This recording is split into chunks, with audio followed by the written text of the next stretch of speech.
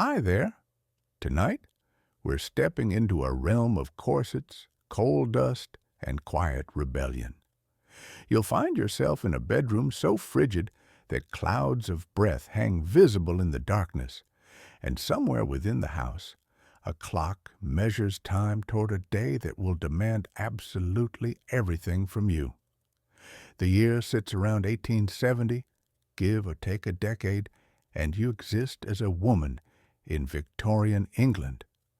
This reality means your entire existence is about to be scheduled, scrutinized, and compressed into whalebone.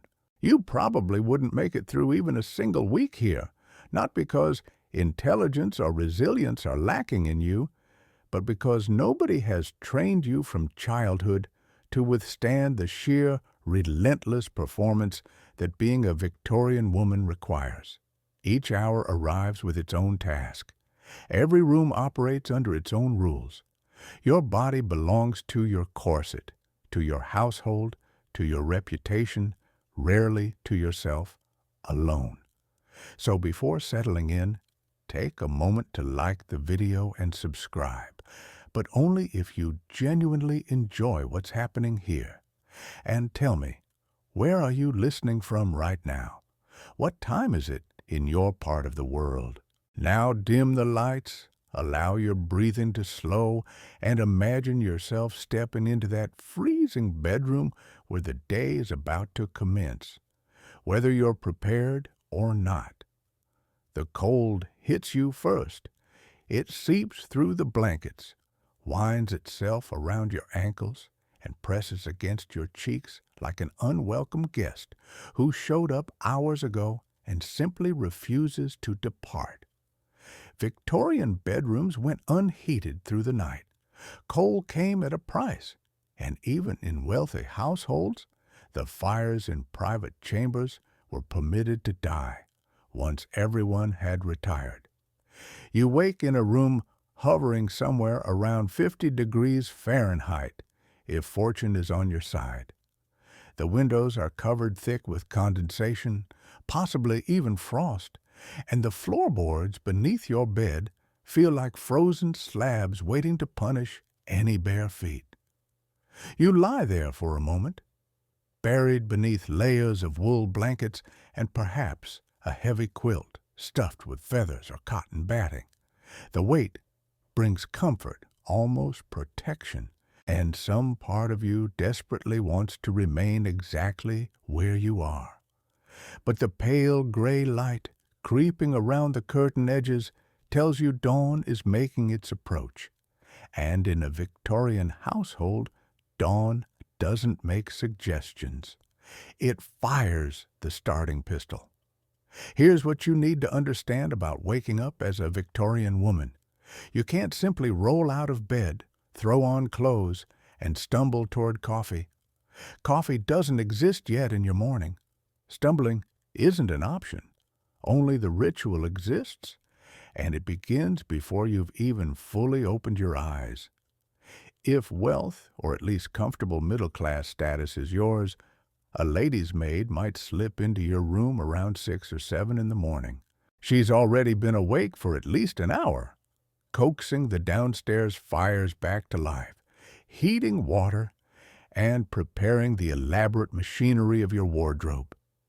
You hear her quiet footsteps, the soft clink of a pitcher being set on the washstand, the gentle scrape of curtains being drawn back just enough to let in the grudging winter light. She doesn't speak unless you speak to her first. Her presence is meant to be helpful, not intrusive, a kind of ghost equipped with very capable hands. The water in that pitcher runs lukewarm at best. Historians continue to debate how often Victorian women actually bathed. Some argue that full immersion baths were weekly affairs at most, while others suggest the middle and upper classes maintained cleaner standards than we give them credit for, relying on daily sponge baths and vigorous scrubbing. What remains certain is that you're not stepping into a hot shower. You're dabbing at your face and neck with a cloth dipped in water that's already losing whatever heat it had. And you're doing it quickly because the room is freezing and goosebumps cover your skin. Now the corset arrives. You've heard horror stories about Victorian corsets, the tight lacing, the fainting episodes, the crushed ribs. Here's a curious detail historians love to mention. Most of those extreme cases were exaggerated by moralists and journalists of the time who loved to blame women's fashion for everything from hysteria to infant mortality. The average Victorian woman wore her corset at a tension that could be called comfortable-ish, enough to support her posture and create the fashionable silhouette, but not enough to actually restrict breathing. Think of it less as a torture device and more as a very structured, very unyielding undergarment that extends from your chest to your hips. That said, putting one on is no picnic. Your maid, or if you're less fortunate, your own aching arms, laces you into this contraption while you grip the bedpost or a chair back for stability. The stays are made of steel or whalebone, and they press against your ribs with firm insistence. You feel your posture straighten almost involuntarily. Your waist pulls inward. Your breathing shifts to your upper chest because your diaphragm has less room to expand. It's not exactly painful, but it's present. You'll be aware of this corset every single moment of the day until someone unlaces you tonight. Over the corset goes the chemise, a simple cotton or linen undergarment, and then the drawers, which are essentially loose pants split at the crotch for practical reasons we'll politely skip past. Then come the petticoats. In the 1850s and 1860s, you might have worn a cage crinoline, that massive bell-shaped frame that made women look like walking lampshades. By the 1870s and 1880s, the bustle has taken over, a padded or wired contraption that juts out behind you, giving your silhouette that distinctive shelf-like rear. Either way, you're wearing several pounds of structural engineering under your dress. The dress itself is another production. Buttons, hooks, layers, sleeves that must be arranged just so.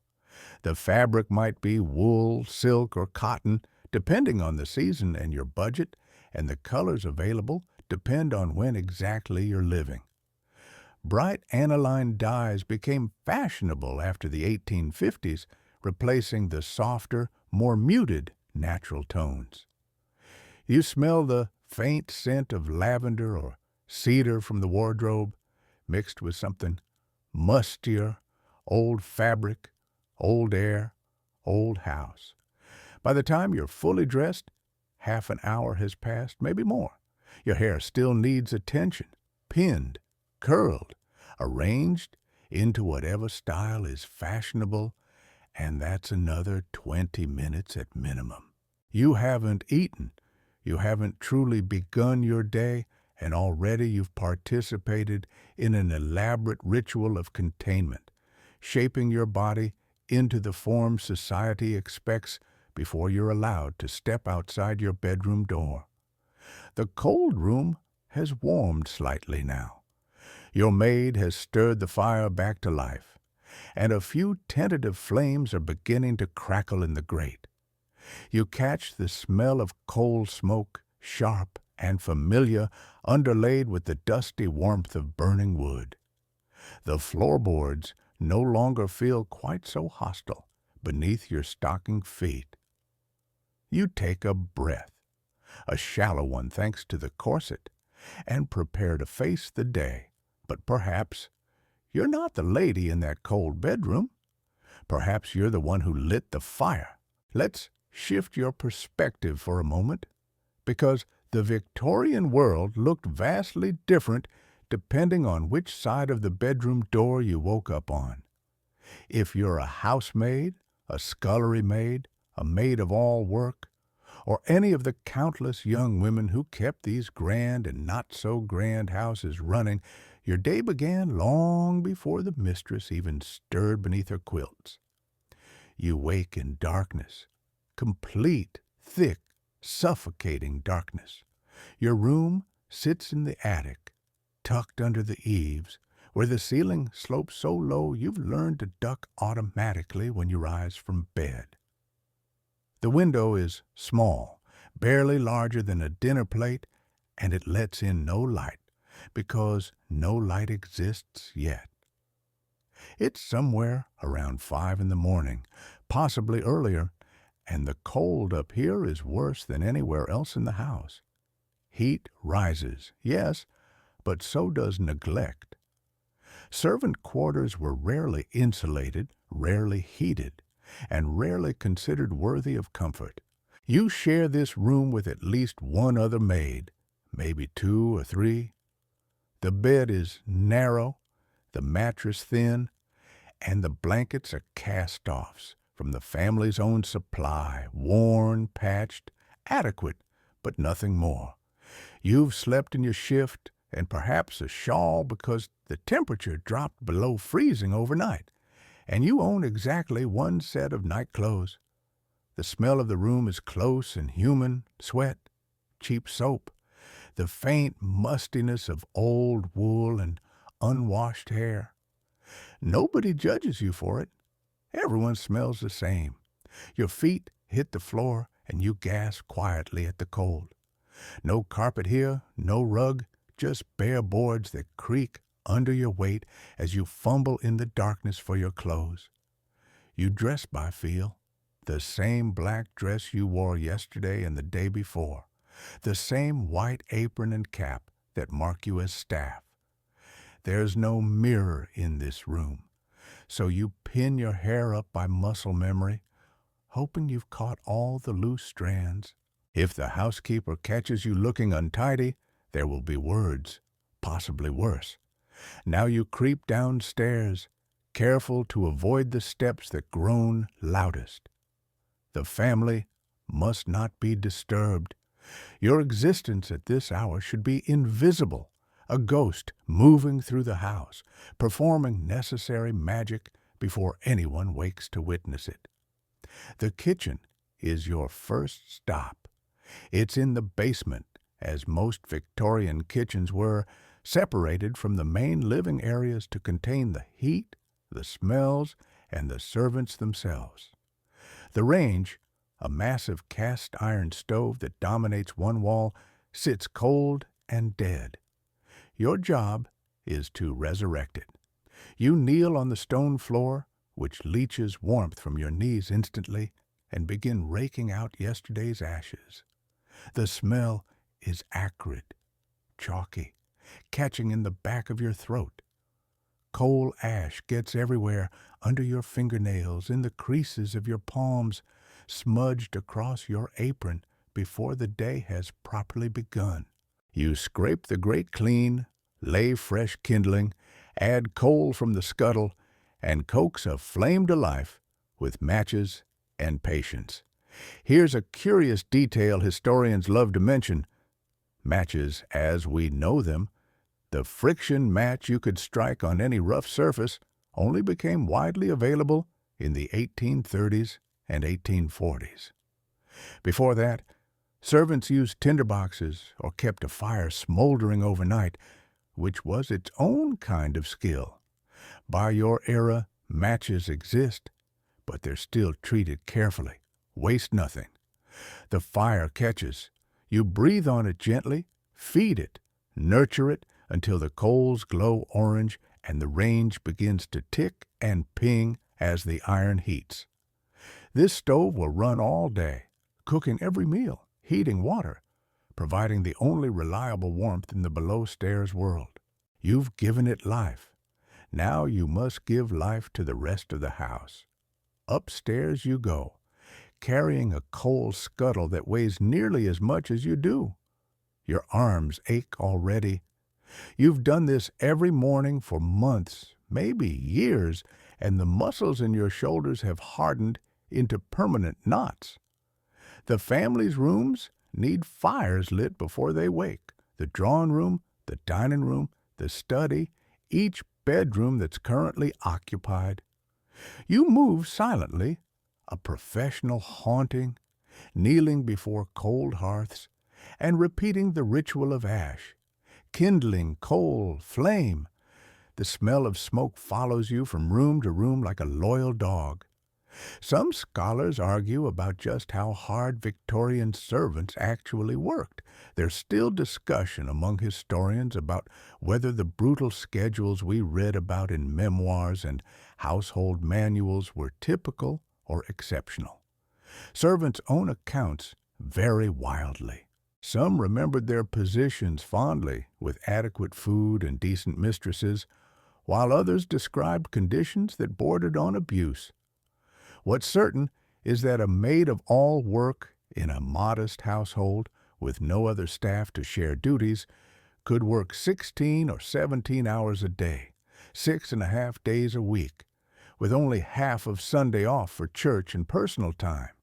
You're one of those maids.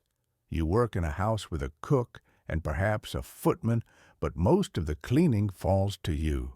After the fires are lit, you'll blacken the grates with a special polish that leaves your hands stained for days. You'll sweep the carpets, not with a vacuum, which won't be invented for decades yet, but with a stiff brush and dustpan on your hands and knees, inch by inch. You'll beat the rugs outside, clouds of dust billowing around you until your lungs itch. You'll polish the brass, wash the front steps, empty the chamber pots into the outdoor privy or the newfangled water closet if the house has one. And you'll do all this before breakfast. The irony is bitter if you let yourself taste it. You've lit fires in 6 rooms, but you're not allowed to warm yourself by any of them. You've handled food in the kitchen, but you'll eat your own meals standing up in the gaps between tasks, usually cold leftovers or bread and dripping. You make the house beautiful, but the beautiful parts of the house are not for you. Your hands are red and rough. Housemaid's knee, a painful swelling from constant kneeling, has already begun to trouble your right leg. Though you're barely 20 years old, the skin on your knuckles cracks in winter from the lye soap and the cold water. When you finally look in a mirror in some stolen moment, you barely recognize the tired face staring back. But here's the thing. You're lucky. You have a position. You have a roof over your head, food in your belly, and a small wage, perhaps 10 to 15 pounds a year, that you send mostly to your family back in whatever village or slum you came from.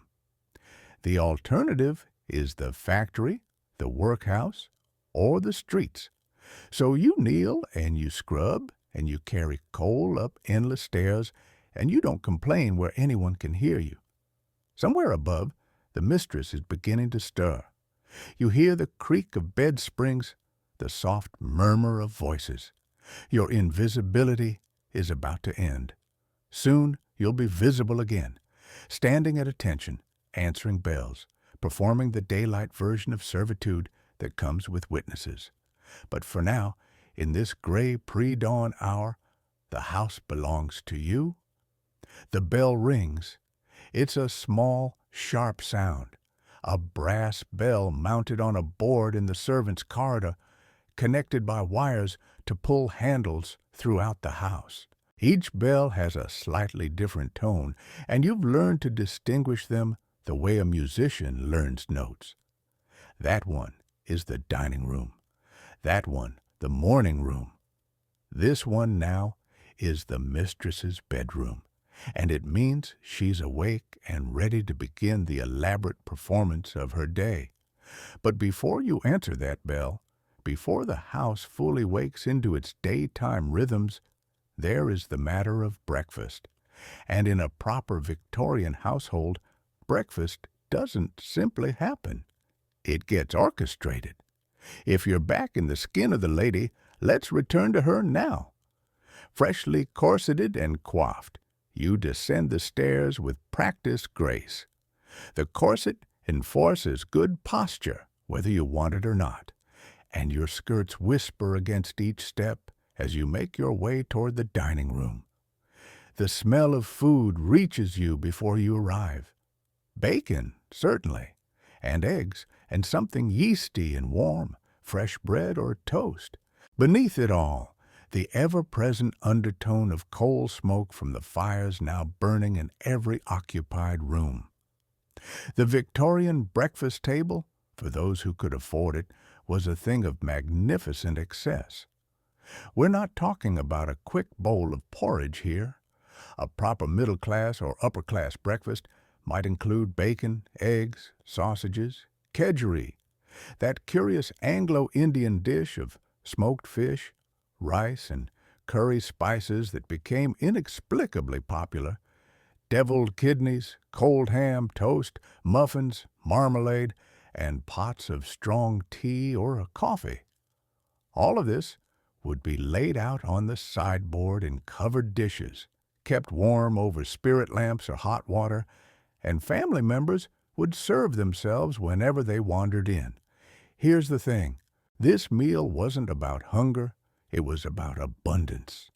It was about showing that your household could afford to waste food, because inevitably much of this spread would go uneaten and be passed down to the servants or discarded entirely. Conspicuous consumption, the Victorians called it, though they didn't use those exact words. They just lived it. You take your place at the table. If you're a wife, you sit at one end, your husband sits at the other, possibly hidden behind a newspaper. The distance between you is both physical and symbolic. Conversation at breakfast was often minimal. The morning papers demanded attention. Correspondence needed reviewing, and besides, nobody was expected to be particularly sparkling before 10 o'clock. You eat in a kind of companionable silence, the clink of cutlery against china providing a gentle rhythm, the occasional murmured request for the salt, or the marmalade breaking the quiet. But wait, before any food touches your lips, there may be another ritual to observe. Morning prayers. Not every Victorian household practiced family prayers, but a significant number did, especially in the earlier and middle parts of the era. The family would gather in the dining room or drawing room, sometimes before breakfast, sometimes after, along with all the servants who filed in and stood at the back or knelt on the floor while the master of the house read aloud from the Bible and led everyone in prayer. This could last anywhere from 10 minutes to half an hour, depending on how devout or long-winded the patriarch happened to be. For you, as the lady of the house, this is a moment of performance. You bow your head. You clasp your hands. You murmur the responses at appropriate moments. Whether you actually believe any of it is almost beside the point. What matters is that you are seen to believe, that your household presents a unified front of Christian piety. Religion in Victorian England was as much about social respectability as spiritual conviction.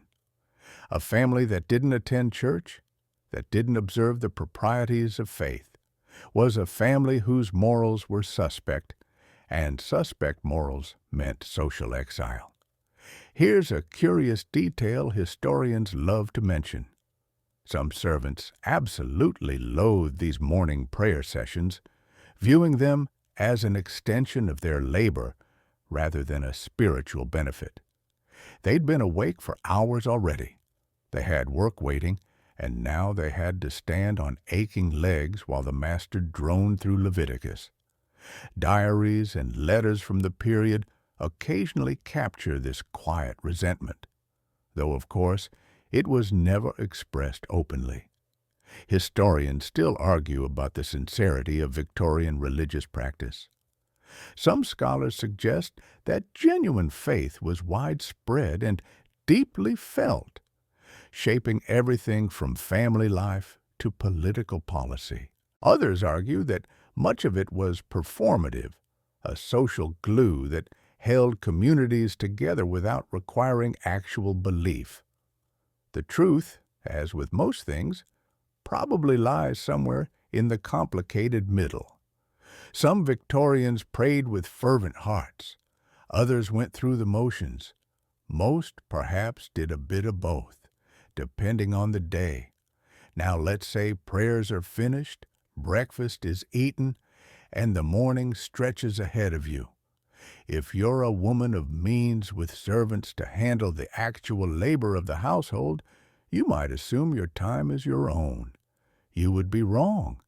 The Victorian lady's morning was scheduled as tightly as any factory worker's, just with different tasks. There were letters to write, and you wrote many, because the postal service delivered multiple times per day in cities, and correspondence was how you maintained your social network. There were menus to plan with the cook, accounts to review, household inventories to check. If you had children, you might spend an hour in the nursery, though actual child care was delegated to nurses and governesses. If you had daughters of marriageable age, you had the exhausting work of managing their social debuts, their wardrobes, their prospects, and looming over everything always was the matter of morning calls.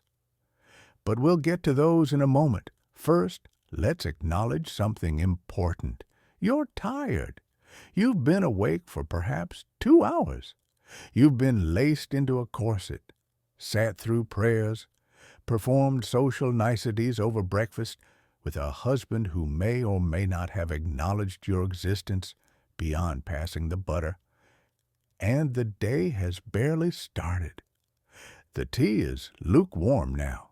You take a final sip anyway, tasting the faint bitterness beneath the sugar, the slightly metallic edge that comes from water boiled in a kettle that's seen better days. A servant appears to clear the dishes, moving with that practiced invisibility you've come to expect. You don't look at her directly. You rarely do. She is a function, not a person. At least that's what you've been taught to believe. Outside the window, the street is coming to life. You hear the clatter of hooves on cobblestones, the distant cry of a street vendor selling something, milk perhaps, or muffins, or flowers. The day is gray, as London days so often were, the air thick with coal smoke that turns the sky a perpetual sepia.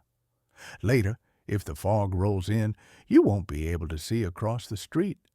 But for now, the morning is young, and duty calls.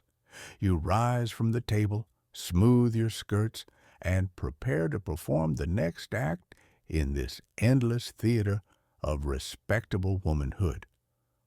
The clock in the hallway strikes 11, and you feel a small knot tighten in your stomach. It's almost time.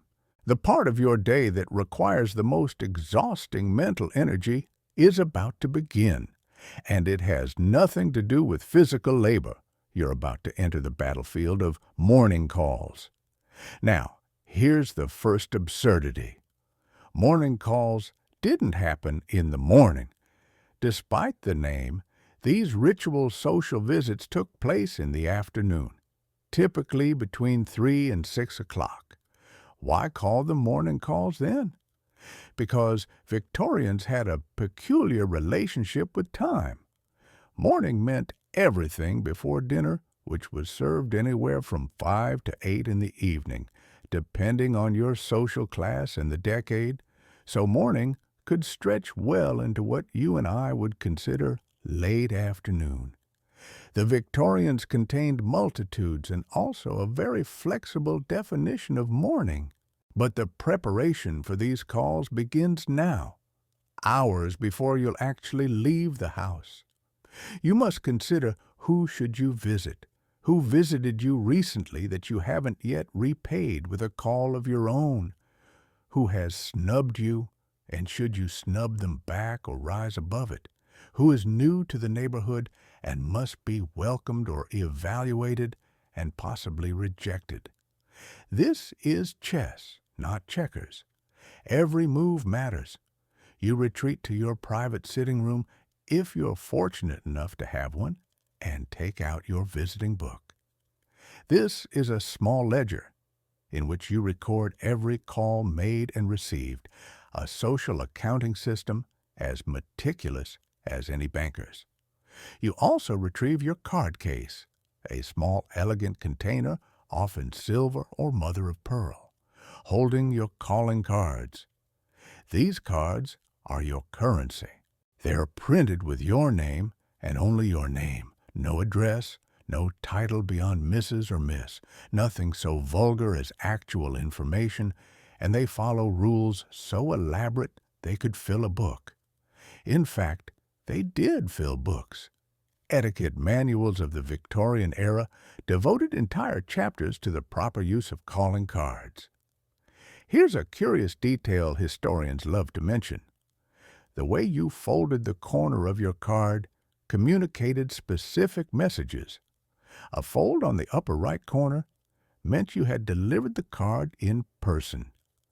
A fold on the lower right indicated you were calling on the entire family. A fold on the lower left meant you were expressing condolences. A fold on the upper left signified congratulations. If you got these folds wrong, you could inadvertently tell a new mother you were sorry for her loss, or congratulate someone at a funeral. The stakes could not be higher, or rather, they could. Actual life and death situations did exist, but in the hothouse world of Victorian social climbing, a card-folding error felt nearly as catastrophic. You dress for calling, which requires yet another change of clothes. This morning's dress won't do. For afternoon visits, you need something smarter, more polished, a visiting dress perhaps in silk or fine wool with appropriate accessories. Your bonnet must be fresh. Your gloves must be spotless. The smell of your perfume, something floral and restrained, violet or rose water, must be detectable but not overwhelming. You check yourself in the mirror, adjusting the angle of your hat, and you see a woman armored for social war. The carriage is brought around, or if your family doesn't keep a carriage, you'll take a hired cab or even walk, though walking was considered slightly less genteel. The street smells of horse manure and coal smoke, the sounds of the city pressing against the windows, vendors shouting, wheels rattling, the occasional bark of a dog. You clutch your card case and review your mental list of targets. Your first call is on Mrs. Ashworth, a woman of impeccable reputation who lives 3 streets over in a house slightly larger than yours. The maid answers the door, and here begins the elaborate dance. You present your card on a small silver tray the maid holds out to you. You don't hand it to her directly. That would be vulgar. She takes the tray inside, and you wait. This is the moment of judgment. If Mrs. Ashworth is at home, the maid will return and usher you inside. But at home is a social fiction, not a statement of fact. Mrs. Ashworth might be physically present in her house, sitting in her drawing room, eating the chocolates, and still not be at home to you. The phrase means willing to receive visitors, and its opposite, not at home, is a polite lie everyone agrees to maintain. If she's not at home to you, you simply leave your card with its appropriate corner fold and depart. No hard feelings officially, but everyone knows, everyone keeps track. If Mrs. Ashworth is repeatedly not at home to you while receiving other callers, the message is clear. You've been weighed, measured, and found wanting. Today, however, the maid returns with a small smile. You're in. The drawing room is warm, perhaps too warm. The fire has been built up in anticipation of visitors, and the air feels close and slightly stale. The wallpaper is a fashionable William Morris pattern, all intertwining vines and flowers, and the furniture is heavy mahogany, upholstered in velvet, the color of dried blood. Mrs. Ashworth rises to greet you, and you exchange the prescribed pleasantries. The weather, of course, and the difficulty of finding good servants. Remember that conversation from breakfast? It never ends.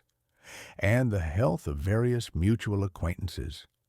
Nothing controversial is discussed. Nothing real. This is the surface of things, the polished veneer that hides whatever turbulent waters might be churning beneath. But make no mistake, information is being exchanged.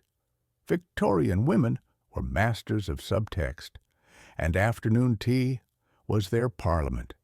When Mrs. Crawford mentions that her daughter has been invited to the Hendersons' ball, she's announcing Elizabeth's social success and inviting comparison with your own daughter's prospects. When Mrs. Palmer sighs about her husband's long hours at work, she's both complaining and boasting. He works so hard because he's so important, you see.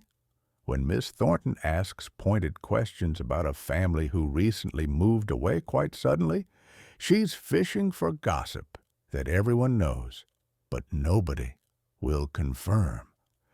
You navigate these waters with practiced skill, offering enough information to seem friendly, but not so much that you become a source of scandal yourself. Here's the thing about morning calls. They were supposed to last exactly 15 minutes. Some etiquette books specified as few as 10. You didn't sit down until invited. You didn't remove your bonnet. That would suggest you intended to stay, which was presumptuous. You didn't discuss anything controversial, personal, or genuinely interesting. The entire interaction was a performance of surfaces, a mutual agreement that depth was unnecessary and possibly dangerous. Historians still argue about what women actually got out of these visits. Some scholars suggest they were purely oppressive, a mechanism for enforcing conformity and wasting women's time on meaningless ritual. Others argue that morning calls served genuine social functions. They allowed women to build networks, exchange information, arrange marriages for their children, and establish hierarchies of influence in a world where they had little official power. The truth is probably both. The system was tedious and restrictive, but within its constraints, clever women found ways to wield real influence. You make conversation. You sip the tea that's offered, delicate china, slightly too hot, a faint taste of bergamot. You admire the new cushions. You mention, ever so casually, that your daughter has received another invitation to the Henderson ball. Mrs. Ashworth's eyebrows rise fractionally. Information has been exchanged. Status has been signaled. The game continues. Exactly 14 minutes after you arrived, you rise to leave. Mrs. Ashworth doesn't protest. She knows the rules as well as you do. You exchange promises to meet again soon, promises neither of you will remember by tomorrow, and then you're back in the street, card case in hand, ready for the next call. 3 more to go this afternoon. By the time you return home, you'll be exhausted in a way that has nothing to do with physical exertion. Your face will ache from smiling. Your mind will buzz with the calculations of who said what and what it meant and how to respond. This is your job. This is your life. And nobody will ever pay you a penny for it. The afternoon light slants through the drawing room windows, pale and watery, illuminating the dust motes that drift lazily through the air. You've returned from your calls, changed out of your visiting dress into something slightly more comfortable. Though comfortable is a relative term when you're still wearing a corset. And now you settle into what society considers your natural habitat. The chair by the window, a piece of needlework in your lap. Ah, needlework, the great Victorian feminine pastime. The thing you've been doing since you were old enough to hold a needle. The thing you'll keep doing until your eyes grow too dim to see the stitches. Your fingers find the familiar rhythm almost without thought. Needle up, thread through, needle down, while your mind wanders to 1,000 other places. This is meditation in Victorian style. This is also, if we're being honest, a very elaborate way of proving you have nothing better to do.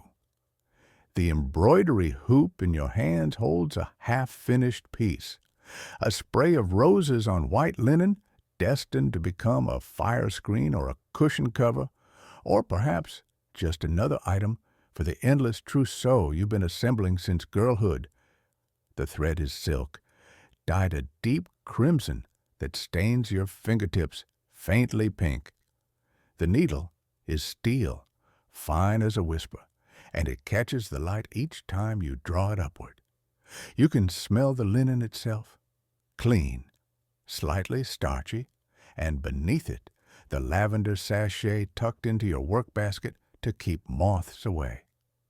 Here's the truth about needlework. It wasn't just a hobby. It was a statement. A woman with beautifully embroidered handkerchiefs, exquisitely stitched samplers, and handmade lace trim on her petticoats was advertising something very specific. She was saying, I have so much leisure time that I can spend hours creating purely decorative objects. She was saying, my family is wealthy enough that I don't need to work for money. She was saying, I am accomplished, refined, and utterly, perfectly useless in any practical sense. This was the goal. Uselessness was the aspiration. The concept of accomplishments dominated the education of middle-class and upper-class Victorian girls. An accomplished young lady could play the piano, not professionally well, of course, because professional musicians worked for money, and we've established how vulgar that would be, but prettily, pleasantly, well enough to entertain guests after dinner. She could sing, again prettily, with a light soprano voice and appropriate emotional restraint. She could draw and paint in watercolors, producing charming landscapes and still lifes that demonstrated taste without ambition. She could speak French, possibly Italian, enough to read simple texts and drop phrases into conversation. She could dance the approved dances. She could make elegant small talk, and she could sew, embroider, tat lace, knit, crochet, bead, any and all textile arts that kept hands busy and minds suitably unoccupied. You set down your embroidery for a moment and flex your fingers. They're starting to cramp. The fire crackles softly in the grate, and somewhere in the house, a door closes with a distant thump. You should practice the piano. You've been neglecting it lately, and your mother-in-law made a pointed comment about it at dinner last week. The piano sits in the corner of the room, a handsome upright in polished walnut, its keys yellowed slightly with age. You don't particularly want to play. You've never particularly wanted to play, but accomplishments aren't about wanting. Here's a curious detail historians love to mention. Many Victorian women spent so many hours on needlework that they developed serious eye problems and repetitive strain injuries. The combination of fine, detailed work, poor lighting, gaslight, was an improvement over candles, but still far dimmer than modern electric light, and endless hours of the same motions took a genuine physical toll. Some women went partially blind from embroidery. Others developed arthritis in their hands decades earlier than they should have. The gentle feminine arts were quietly destroying bodies one stitch at a time. You pick up the embroidery again. What else are you going to do? The piano remains untouched for now. Instead, your mind drifts to the watercolor you attempted last week, a view of the garden, the roses in bloom, the little stone bench where you sometimes sit on warm afternoons. It wasn't very good. Your roses looked like cabbages, and your perspective was hopelessly muddled. But it didn't need to be good.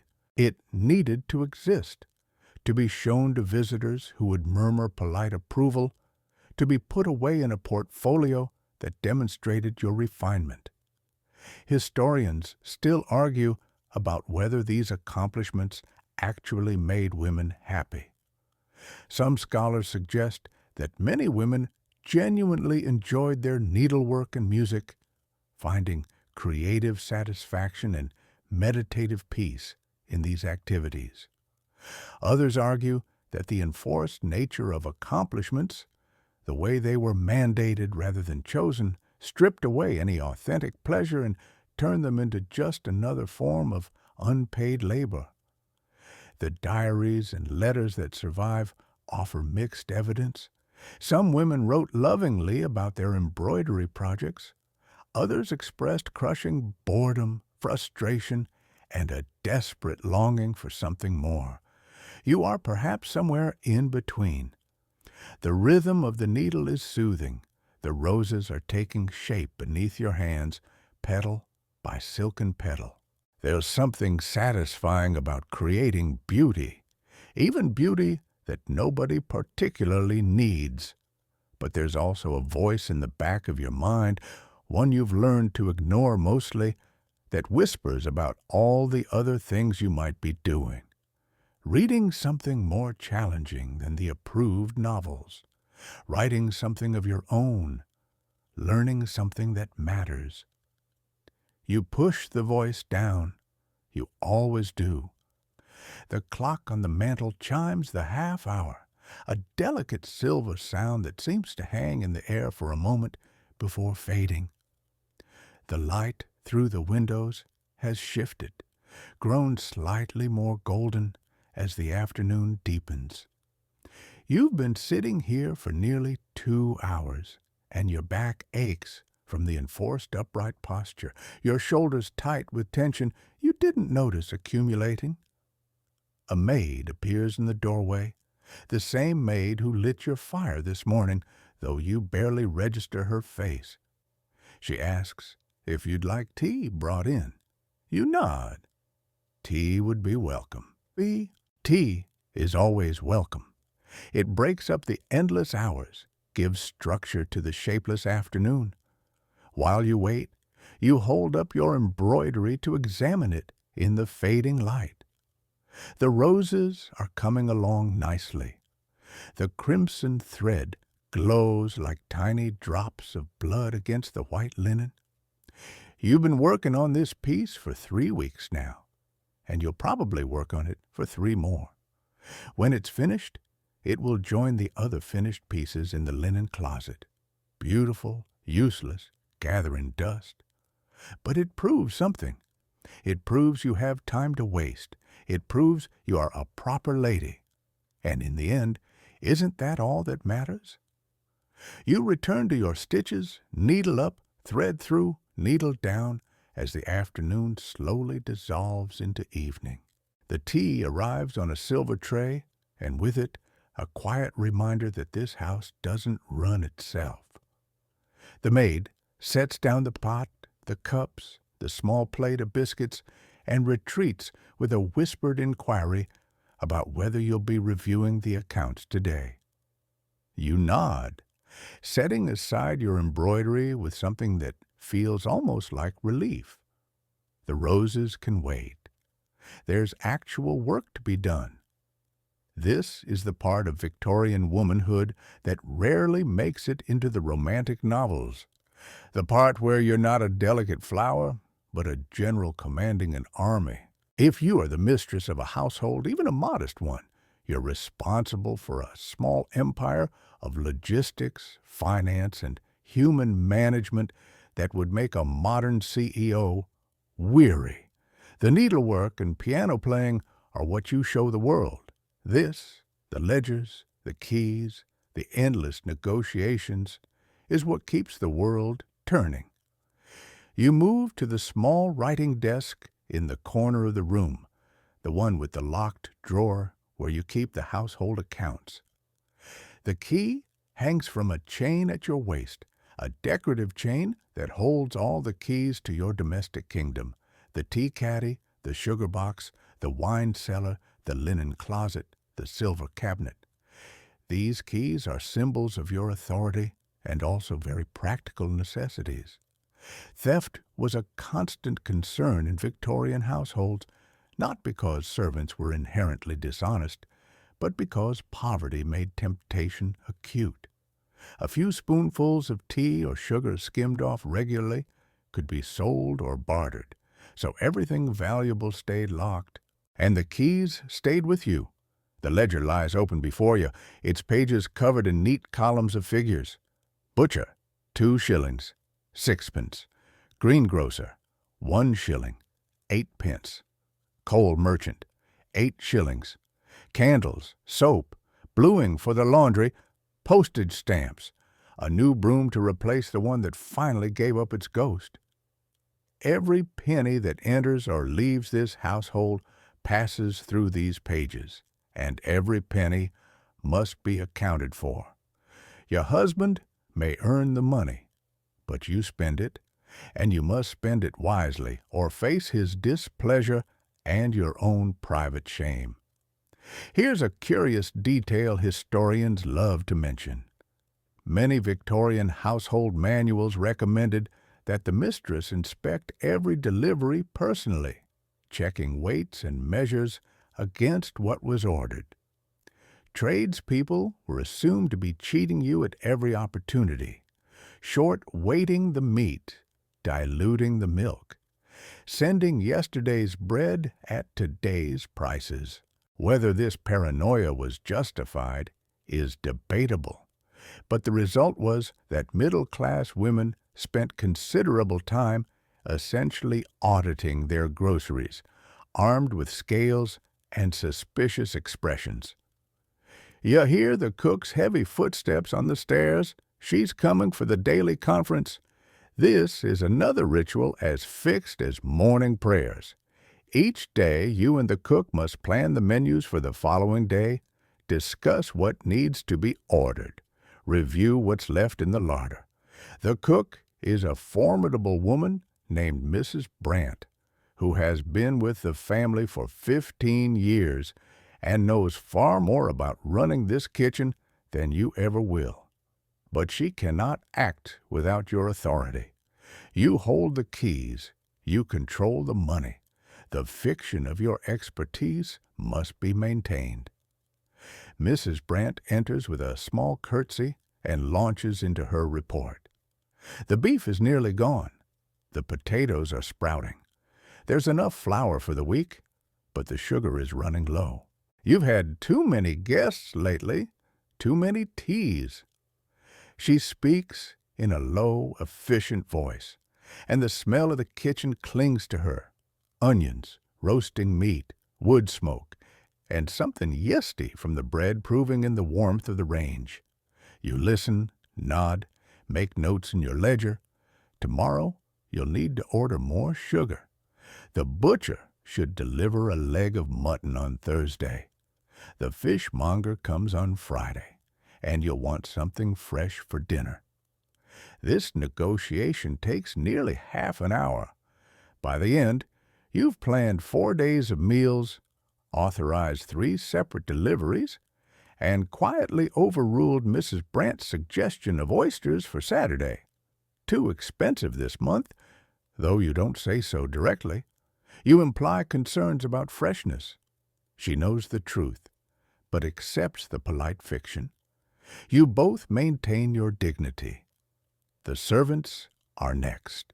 A well-run Victorian household required constant management of staff, and the mistress was expected to oversee everything from their work schedules to their moral welfare. You must ensure the maids are doing their jobs properly, which means periodic inspections of their work, running a white-gloved finger along mantelpieces, checking that the silver has been polished, examining the state of the linens.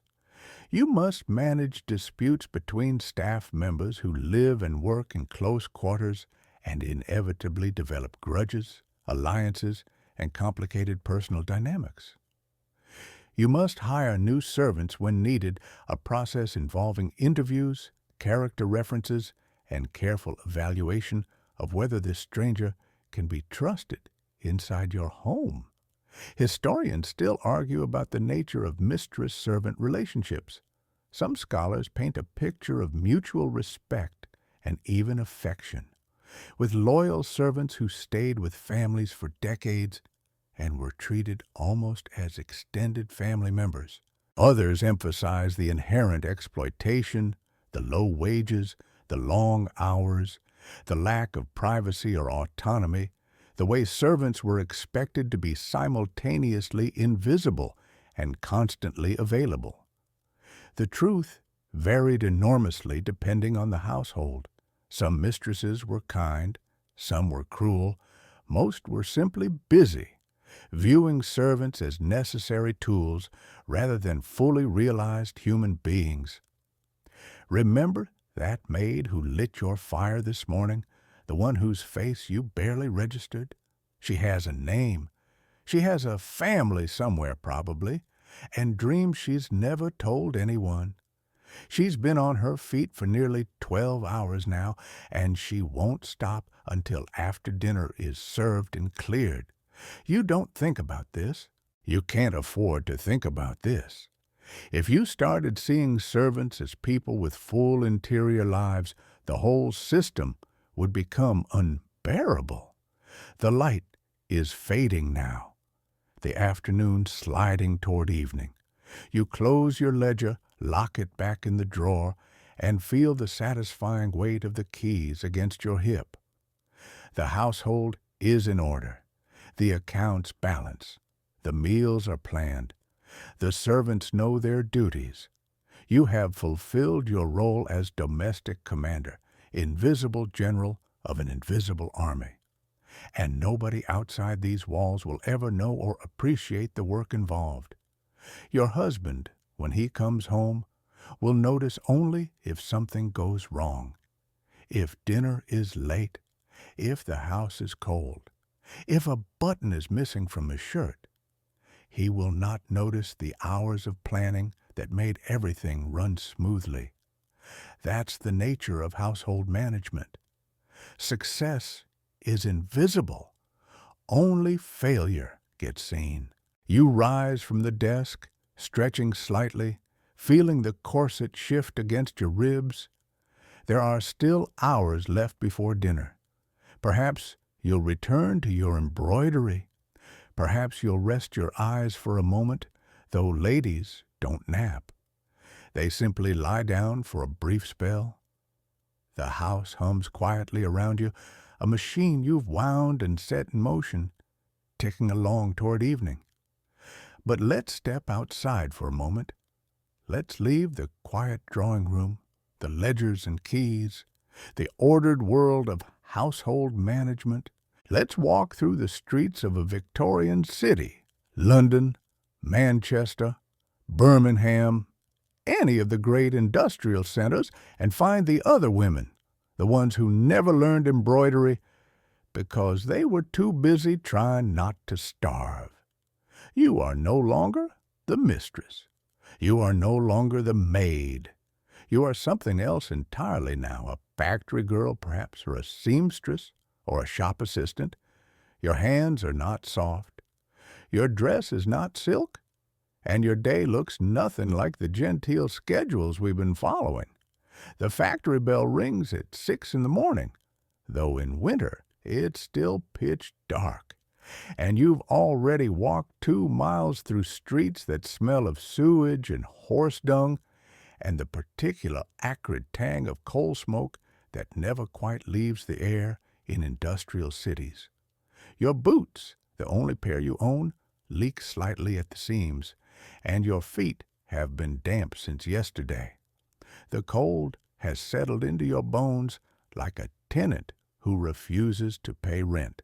You pull your shawl tighter around your shoulders and join the stream of other women flowing toward the mill.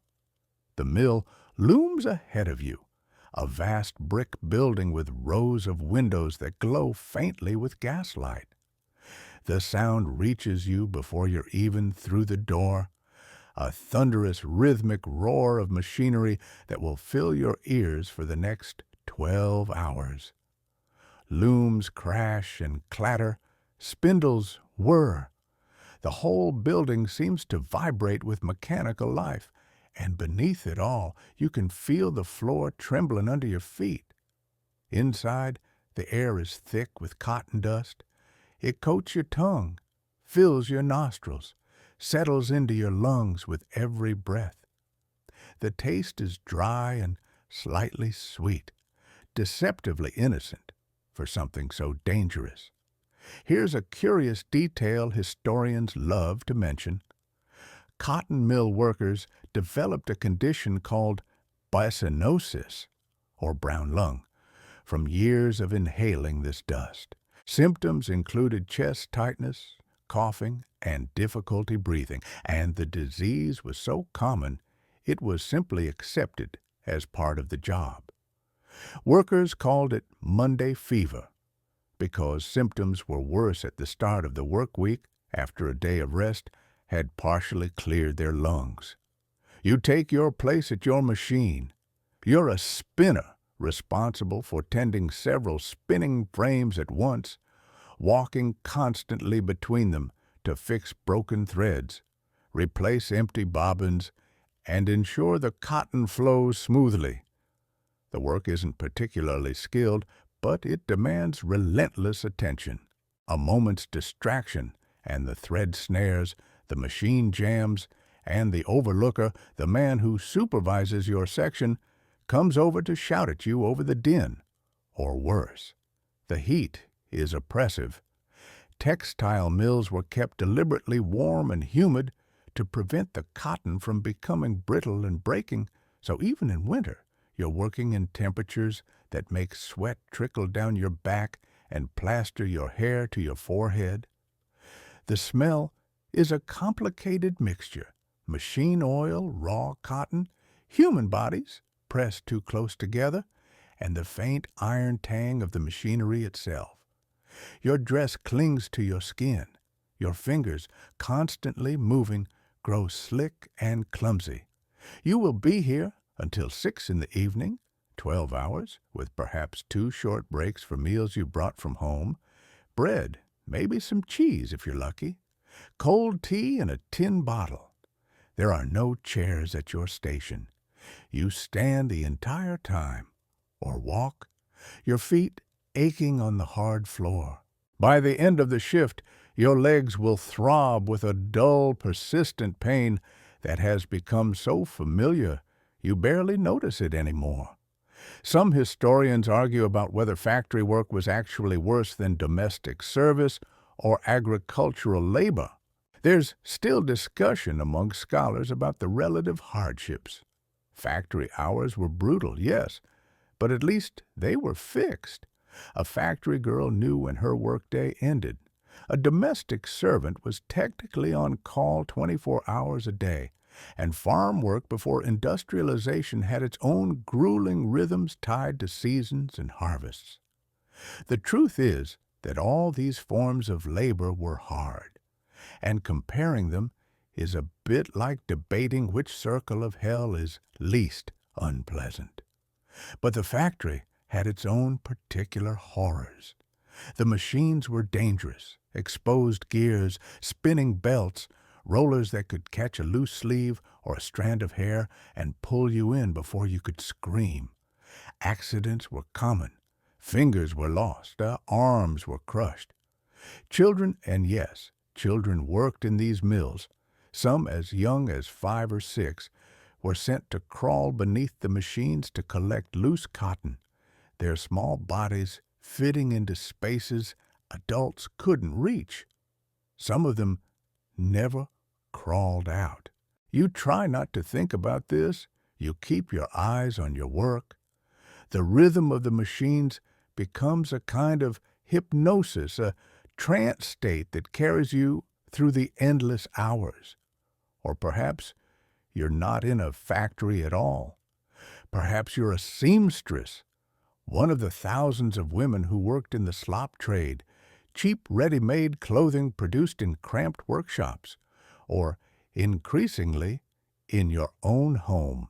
You sit in a tiny room, hunched over a shirt or a pair of trousers, stitching by the light of a single candle because you can't afford the gas.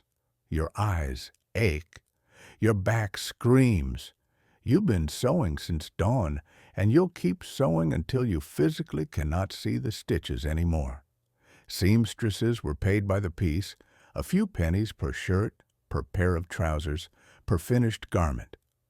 To earn enough to survive, you had to produce volume, which meant working 18 or 20 hours a day during busy seasons.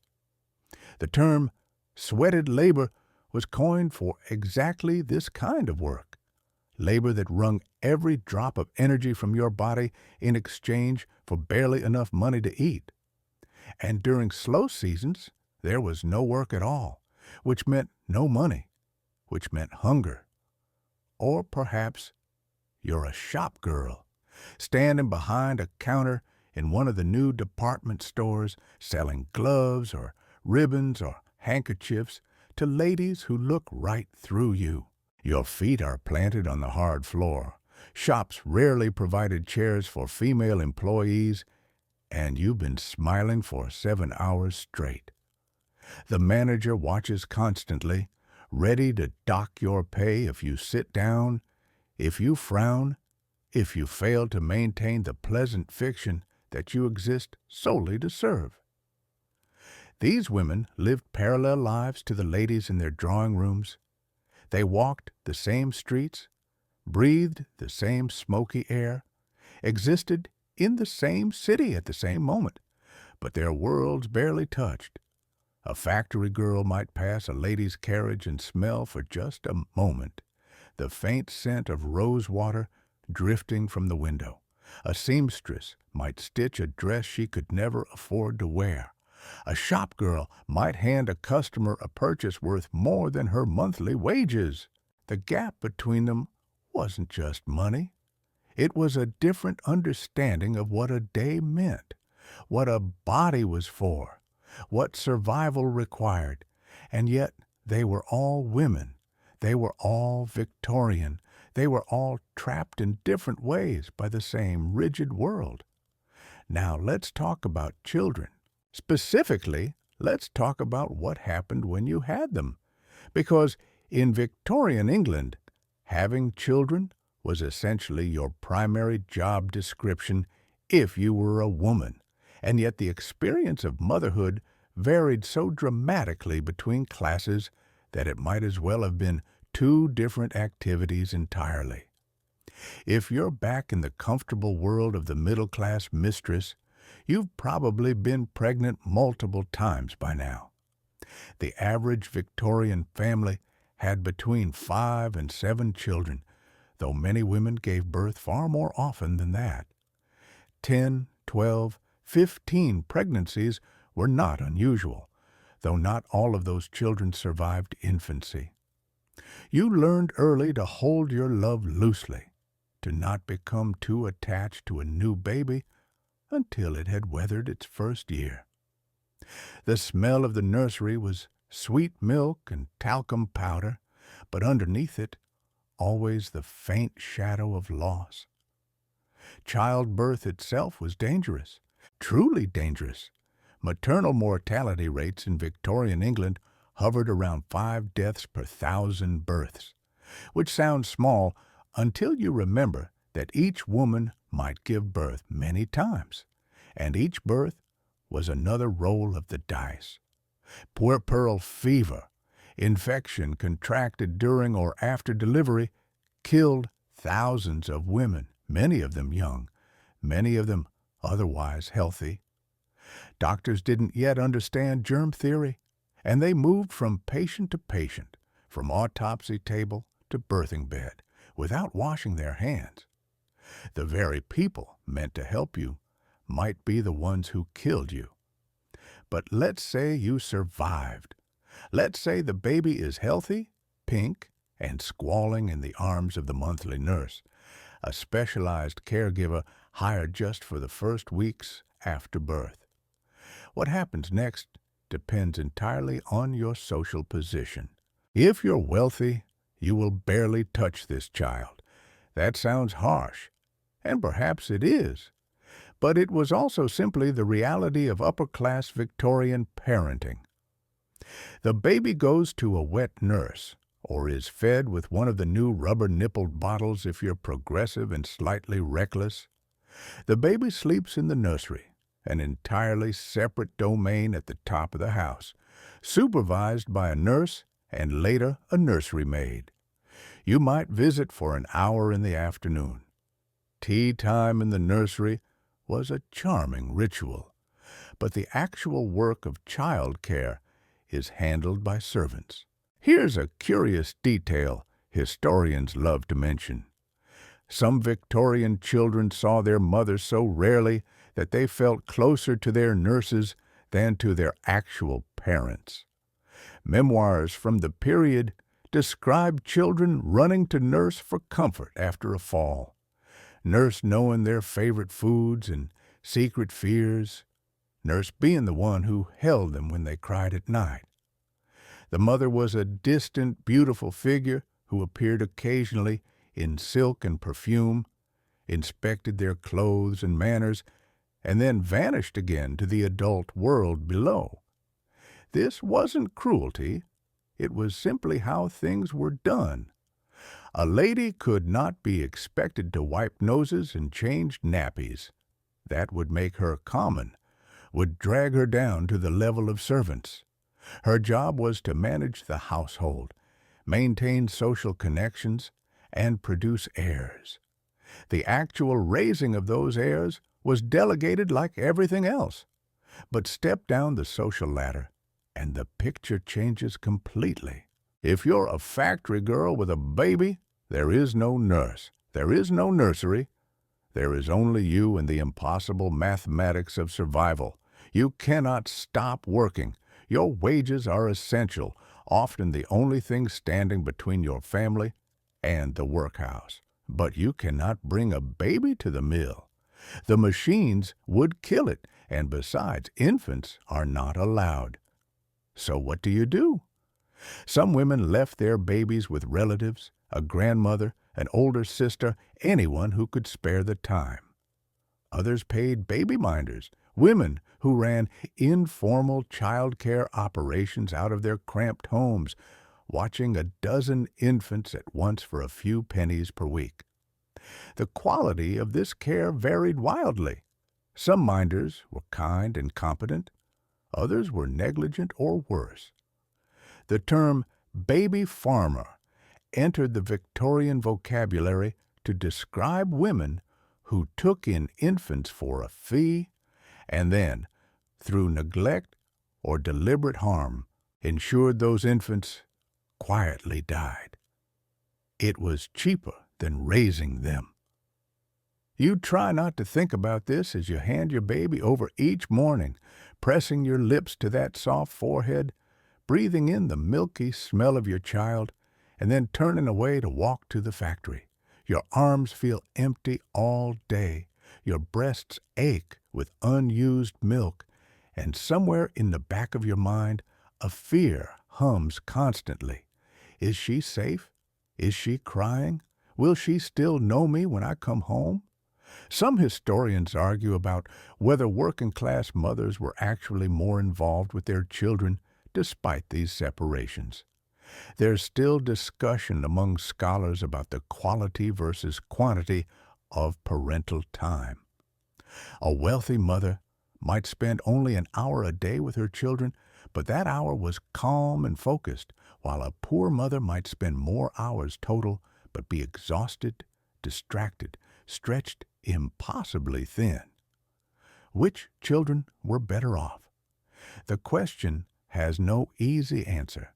The middle ground was perhaps the most difficult. If you were lower middle class, a clerk's wife perhaps, or a shopkeeper's, you might have only one servant or none at all. You did your own child care and your own housework and your own cooking, and the strain was immense. You were expected to maintain middle-class standards of cleanliness, education, and respectability, but without the staff to help you achieve them. Your hands were raw from washing, your back ached from carrying children, and you couldn't complain because complaint was unladylike. There's a particular exhaustion that comes from caring for small children. You know it if you've ever done it, the way they need you constantly, relentlessly, with a thirst that never seems to quench.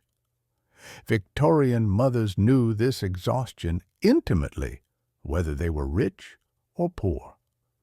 The wealthy mother might escape to her sitting room, handing the crying baby to nurse, but she still lay awake at night, wondering if she was doing enough, being enough. The poor mother had no escape at all, the baby always in her arms or at her feet, or crying from the cradle in the corner of the one room where the whole family lived, and beneath all of it, the grief. So many children died. Diphtheria, scarlet fever, measles, whooping cough, diseases that we vaccinate against now swept through nurseries and slums alike. 1 in 5 children died before their 5th birthday. 1 in 5.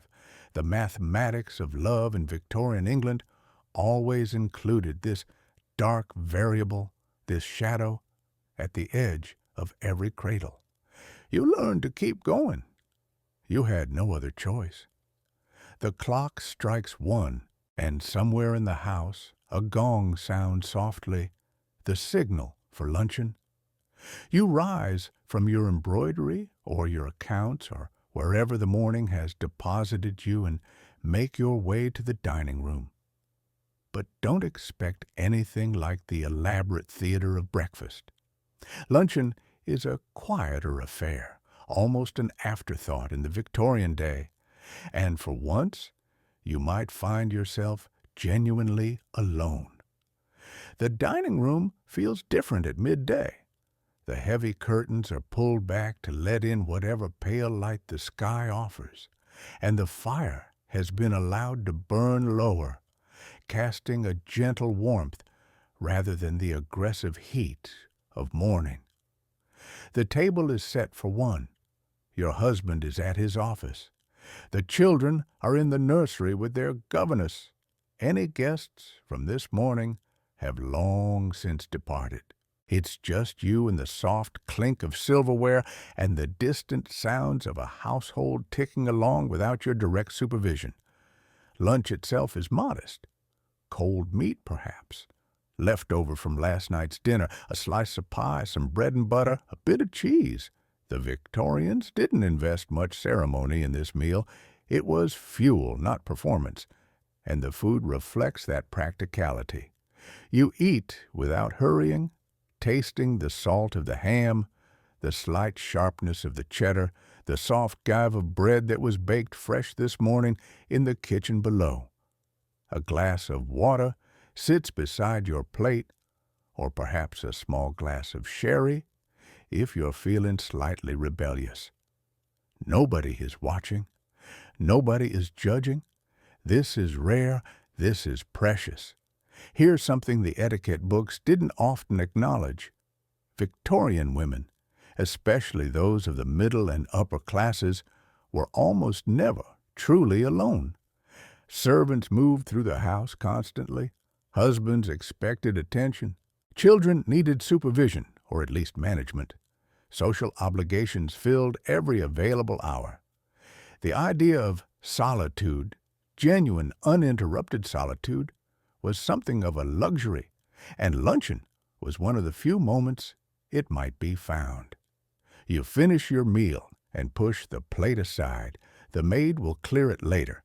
For now, you have perhaps an hour, maybe two, before the afternoon calls begin or the next round of duties claims you.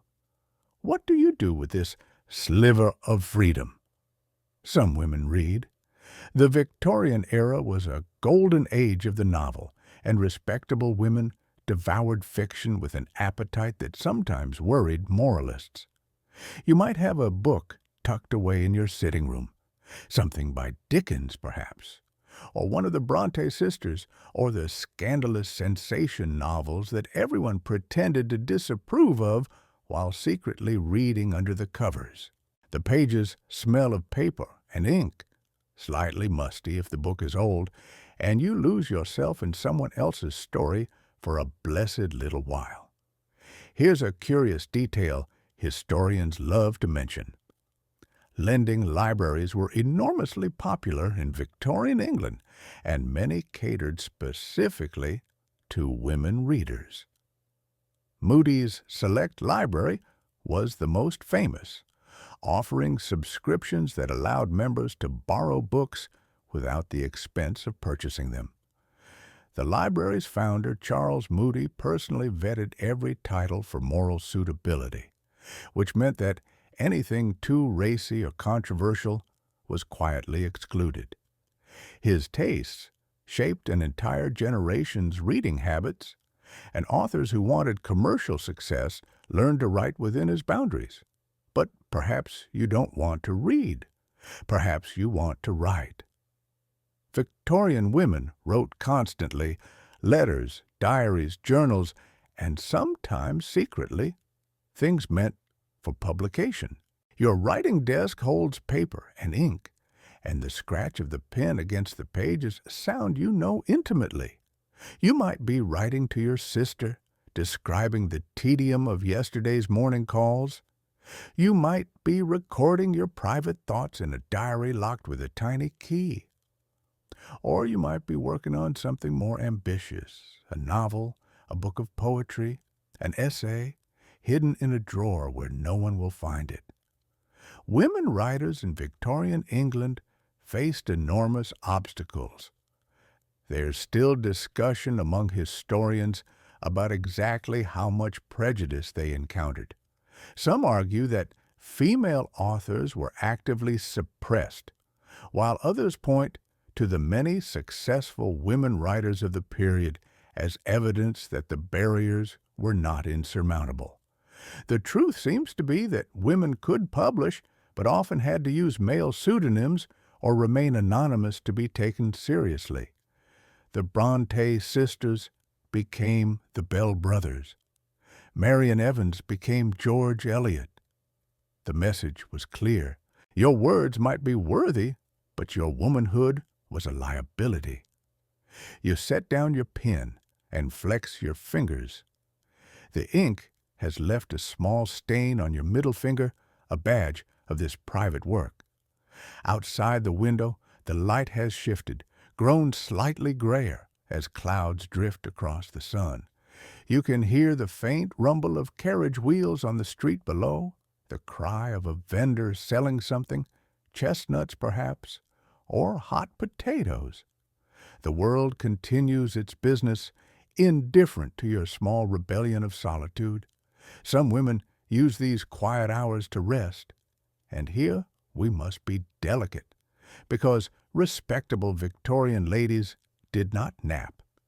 Napping was for invalids, children, and the lower classes. But lying down, that was different. A lady might lie down for half an hour to rest her eyes, to recover from the morning's exertions, to gather strength for the afternoon ahead. This was not sleeping. This was merely horizontal contemplation.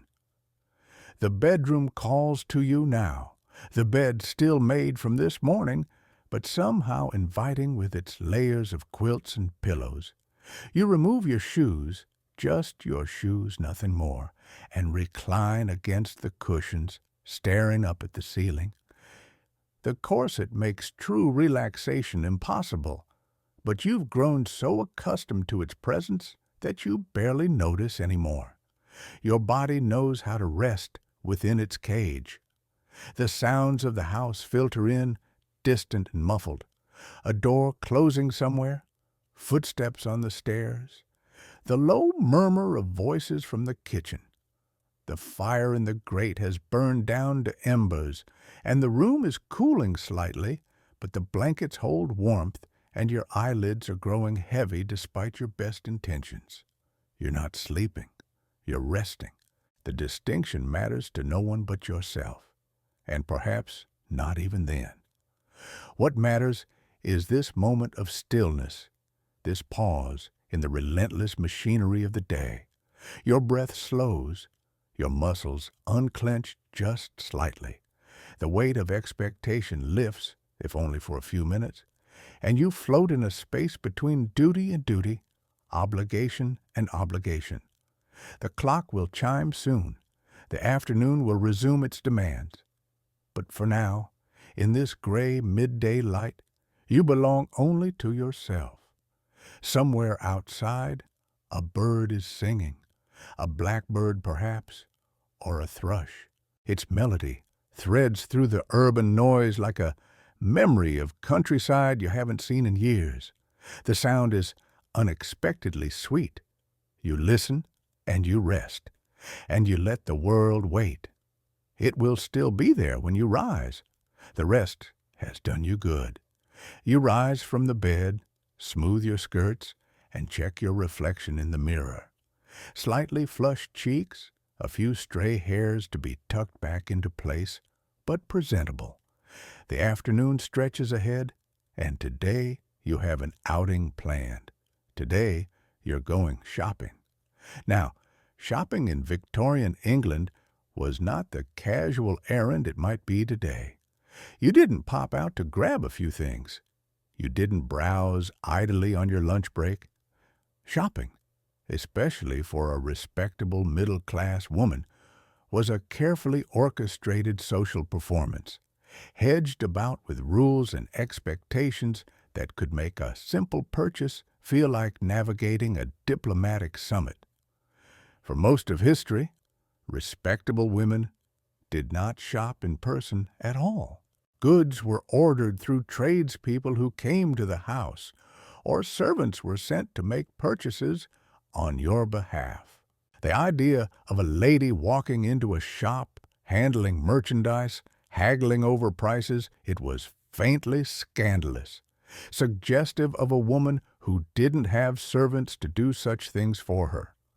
The streets were dirty, crowded, full of unsuitable people. Why would you expose yourself to all that? Then came the department store. The mid-Victorian era saw the rise of these magnificent retail palaces, Selfridges, Harrods, Liberty, and dozens of smaller imitators, and they changed everything. Suddenly, shopping became respectable. More than respectable, it became fashionable. The department store offered a new kind of public space where women could go without chaperones, spend hours without raising eyebrows, and participate in consumer culture in a way that had previously been denied to them. You step out of your house and into the street. The air hits you immediately. That particular Victorian city smell of coal smoke, horse manure, damp stone, and something indefinably human. The street is busy despite the hour.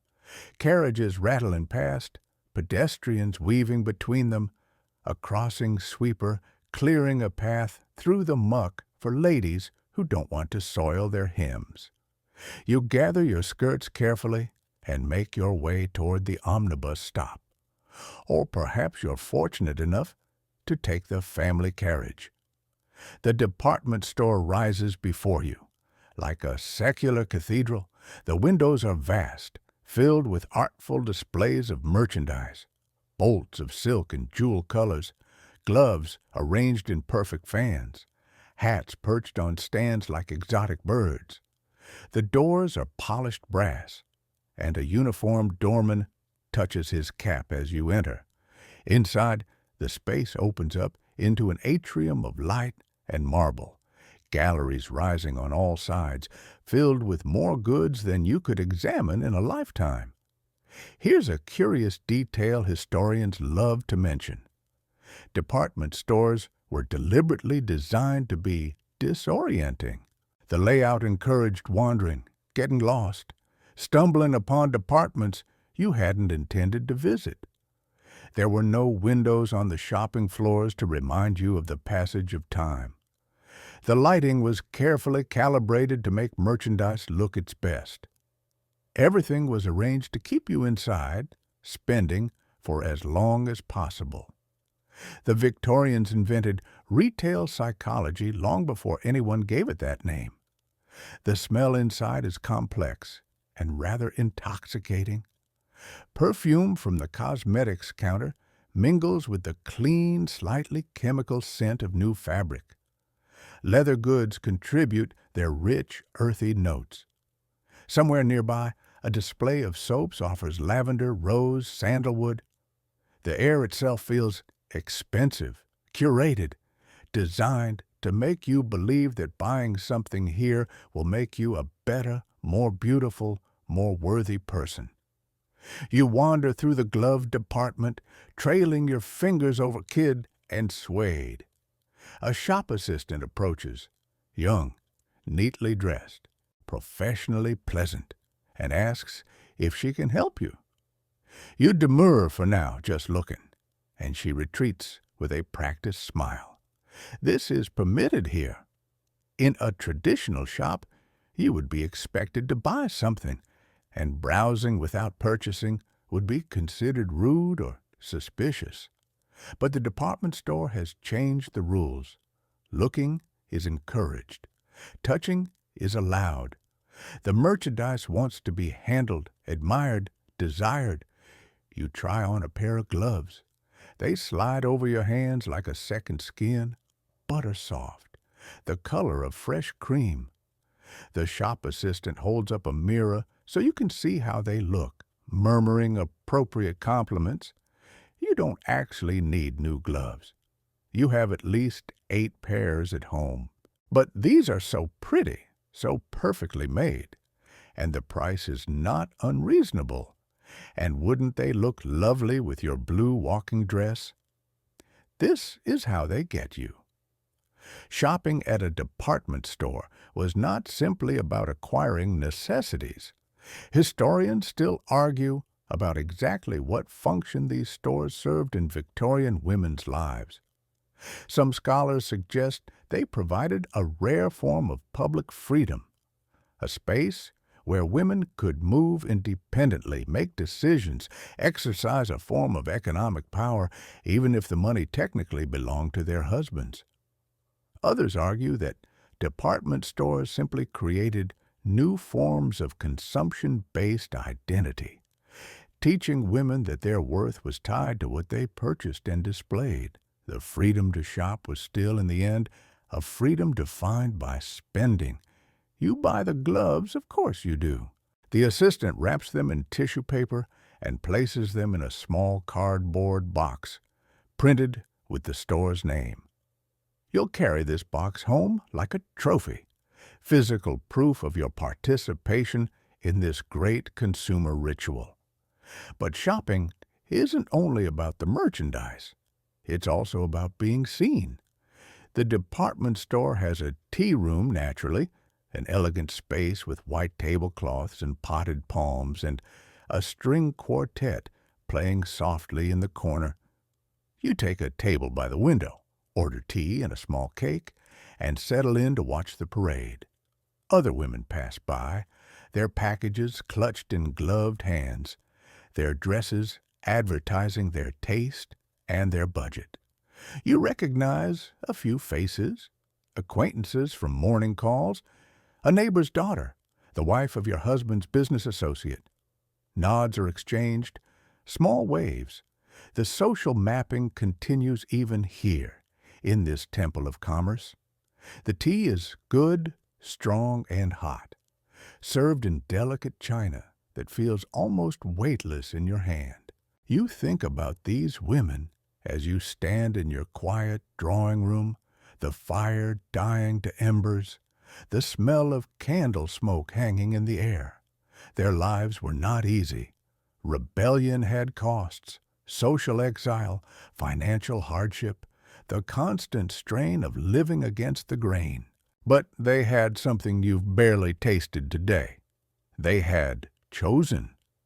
Their days were not scripts written by someone else. Their hours were not scheduled by etiquette books and social expectations. They had carved out spaces, however small, where they could simply be themselves. The clock ticks softly in the corner. The house creaks and settles around you, old wood adjusting to the cooling night air. Somewhere upstairs, your maid is preparing your bedroom for the final ritual of the day, turning down the covers, warming the sheets with a bed warmer filled with coals. The ordinary machinery of your ordinary life continues its ordinary turning. But for just a moment, standing here in the dying light, you let yourself wonder, what if you had been braver? What if you had picked up a pen, not for letters and household accounts, but for something that mattered? What if you had said no to the corset, no to the calls, no to the endless performance of acceptable womanhood? The thought flickers and fades like a candle guttering in a draught. You are who you are. You have made your choices, or had them made for you, and the path not taken grows fainter with each passing year.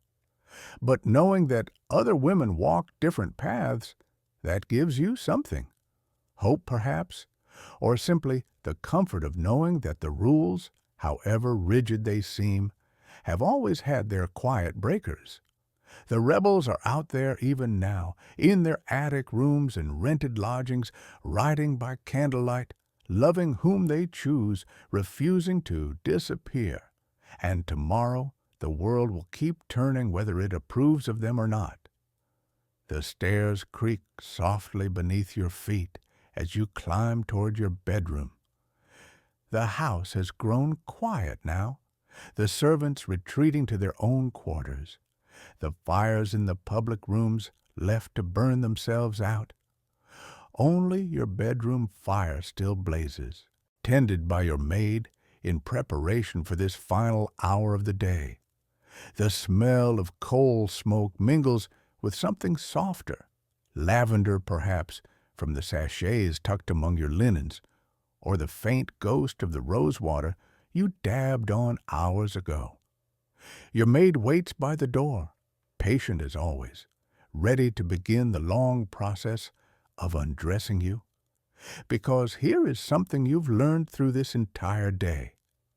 Getting out of Victorian clothing takes nearly as long as getting into it, perhaps longer, because now you're tired, your body heavy with exhaustion, your mind foggy with the accumulated weight of everything you've done since dawn. The evening gown comes off first. Your maid's fingers work down the row of hooks at your back, each tiny fastening releasing with a soft click. The silk whispers as it falls away from your shoulders, pooling around your feet like a burgundy tide.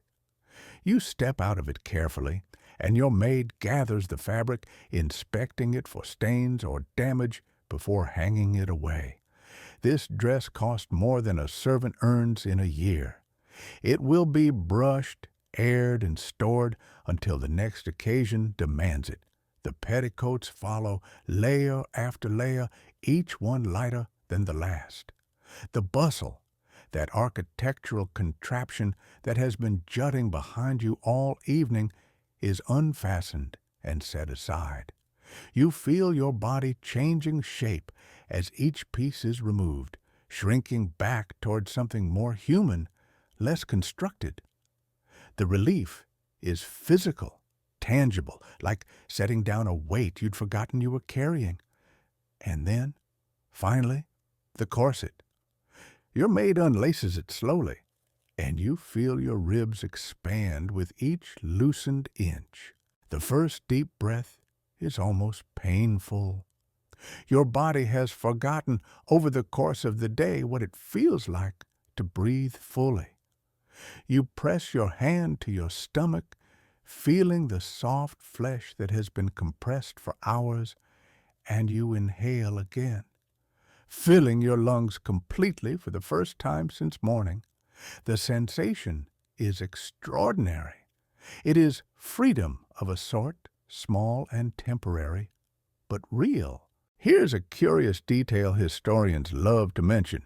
Some Victorian women experienced genuine health problems from long-term corset wearing, not the dramatic crushed ribs of anti-corset propaganda, but subtler issues. Weakened back muscles, digestive complaints, shortness of breath that persisted even after the stays were removed. The body adapted to its cage and sometimes forgot how to function without it. You stand now in just your chemise and drawers, the thin cotton soft against skin that has been pressed and confined all day.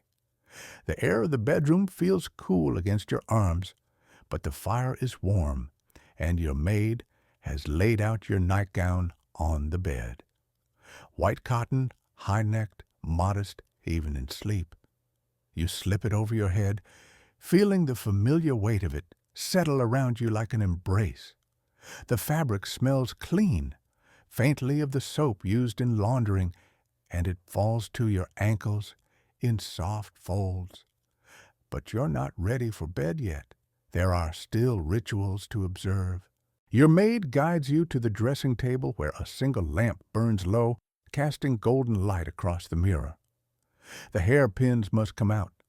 Dozens of them, it seems, each one tugged gently free, and dropped into a small porcelain dish with a soft clink. Your hair tumbles down as the pins release their hold, falling past your shoulders in waves that still hold the memory of the evening's elaborate style. The weight of it surprises you, as it always does. All day your hair has been pinned and coiled and controlled. Now it hangs free, and you feel lighter, younger, more yourself. The brushing begins. 100 strokes. The etiquette books prescribed 100 strokes every night to keep the hair healthy and shining. Your maid draws the brush through your hair with slow, steady movements, starting at the crown and pulling down to the ends. The sensation is hypnotic, soothing, each stroke releasing a little more of the day's tension. You watch in the mirror as your reflection transforms, the elaborate evening creature dissolving into something simpler, softer, ready for sleep. Some historians argue about the purpose of these nighttime rituals. There's still discussion among scholars about whether practices like the 100 brush strokes had genuine health benefits, or were simply another form of social performance, another way of filling women's time with tasks that signified refinement. The evidence is mixed. Brushing probably did help distribute natural oils through the hair, keeping it healthier in an era before modern shampoos and conditioners. But the ritualistic nature of it, the precise counting, the nightly repetition, suggests something beyond mere hygiene. It was meditation, perhaps, a way of transitioning from the public self to the private, from the day's performance to the night's rest. The brushing ends. Your maid plats your hair into a loose braid to keep it from tangling as you sleep, tying the end with a simple ribbon. She offers you a glass of water from the pitcher on the nightstand, and you drink gratefully, tasting the faint mineral edge of water that has sat in a ceramic jug all day. Then she turns down the covers, plumps the pillows, and asks if there's anything else you need. There isn't. There never is. You dismiss her with quiet thanks, and she slips from the room, closing the door softly behind her. Now, at last, you are alone. The fire crackles gently in the grate, casting dancing shadows on the walls. The lamp on your dressing table still burns, but you extinguish it with a soft breath, and the room settles into firelight dimness. The bed awaits, that fortress of blankets and quilts you left so reluctantly this morning. Remember how cold the room was then? How you dreaded putting your feet on the icy floor? Now the sheets have been warmed by a bed warmer, copper filled with hot coals, and when you slide between them, the heat enfolds you like a gentle hand. But before sleep, there is one more duty: prayer. You kneel beside the bed, the floor hard beneath your knees, even through your nightgown, and you fold your hands. The prayers are familiar, worn smooth by years of repetition. Thanks for the day's blessings, requests for protection through the night, petitions for the health of your family and the souls of the departed. Your lips move almost without thought, the words rising automatically while your mind drifts elsewhere. What do you actually believe in this quiet moment between day and darkness? That question is yours alone. The performance of faith is constant in Victorian life, but the reality of it varies from soul to soul, as it always has. Some women prayed with fervent hearts, feeling the divine presence as surely as they felt the floor beneath their knees. Others went through the motions, fulfilling expectations without feeling. Most perhaps wavered between the two, some nights touched by genuine devotion, others merely tired. Tonight, you are merely tired. The prayers end, and you rise, and you climb at last into bed. The pillows receive your head like old friends. The blankets settle around you, heavy and warm. The fire continues its quiet conversation with itself, pops and crackles that seem almost like words in a language you've forgotten. The room smells of coal smoke and lavender and cleaned linen, and beneath it all, the faint, indefinable scent of home. Your eyes grow heavy. The day is finally, blessedly over. The house breathes around you in the darkness. That's what it feels like in these quiet hours, as if the building itself has lungs, expanding and contracting with the settling of old wood, the cooling of heated walls, the slow exhalation of a day finally ended. You lie in your bed, cocooned in warmth, and listen to the sounds of a Victorian night. The fire has burned low now, reduced to a heap of glowing embers that pulse with fading orange light. The shadows on the ceiling move more slowly, their dance winding down as the flames diminish. Soon the room will be entirely dark, save perhaps for a sliver of moonlight creeping past the curtain's edge. But for now, there's still that gentle glow, that soft warmth radiating from the hearth, and you let your gaze rest on it without really seeing. Your body feels different without the corset, looser, more your own. You can feel your heartbeat in places you'd forgotten existed. Your belly, your lower back, the soft spaces between your ribs. Each breath comes easier now, deeper, filling you all the way down. The mattress beneath you is stuffed with horsehair and wool, firm but yielding, and it holds the shape of your body like a memory. The sheets are linen, slightly rough against your skin, warmed by your own heat now that the bed warmer has been removed. This is the hour of waiting, the hour between wakefulness and sleep, when the mind loosens its grip on the day and begins to drift toward dreams. Victorian women knew this hour well. They spent so many of their waking hours in company, surrounded by servants and family and social obligations, that these nighttime moments of true solitude became precious, sacred almost. A time when no one expected anything, when no performance was required, when you could simply exist in the darkness and let your thoughts wander where they would. Where do your thoughts go tonight? Perhaps they return to the morning, to the shock of cold air against your face, the ritual of dressing that began this endless day. You remember the corset laces tightening, the layers building up around you like armor, the person you became once all the pieces were in place. That woman feels distant now, almost like a character in a story, the lady of the house, the mistress, the social creature who paid calls and poured tea and smiled until her face ached. Perhaps your thoughts drift to the servant who lit your fire this morning, the one whose face you barely registered. She's asleep now, too, somewhere in the attic, curled in a narrow bed with another maid for warmth. Her day was longer than yours, her labor more physical, her rest harder earned.